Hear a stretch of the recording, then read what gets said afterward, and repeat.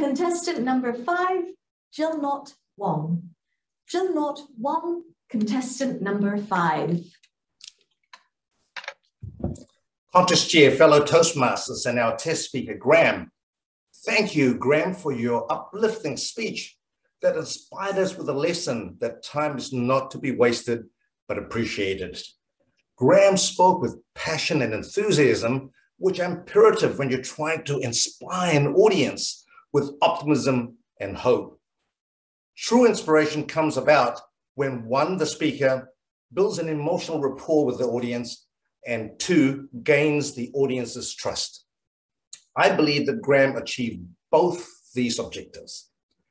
As for Graham's ethos, I thought he was credible because he was knowledgeable about not wasting time, and he had spoke from personal experiences, been there, done that, and these are the lessons for the other people. I felt that his credibility was enhanced by his executive presence. His attire was a symbol of how he was going to communicate his role to others as well as his authority on the subject. As for his pathos, he built emotional rapport through storytelling. Storytelling is a social lubricant that brings people together.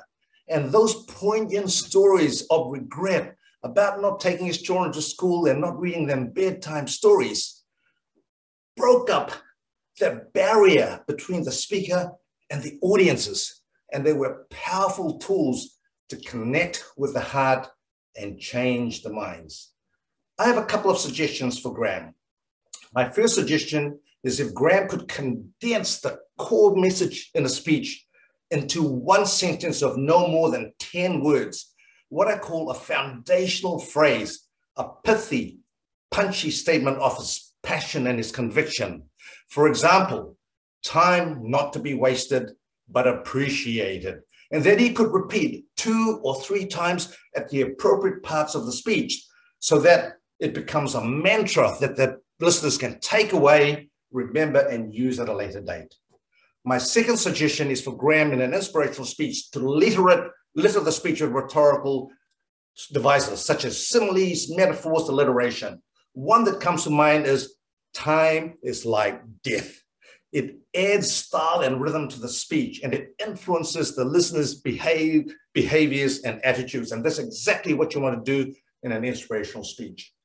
My final commendation for Graham is that he engages in a manner that is so vital in an online speech because the audience can get distracted easily. He had copious content and the speech flowed fluently. In summary, Graham today delivered an inspirational speech about the importance of not wasting time, but appreciating it. I thought that he had credibility from his knowledge and experience and his attire.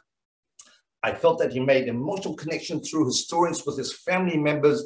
And my 2 suggestions are to have a foundational phrase which sums up his passion and conviction, and to use rhetorical device, which is so important when you're trying to inspire an audience. Contest Chair. Thank you so much, Jilnaught.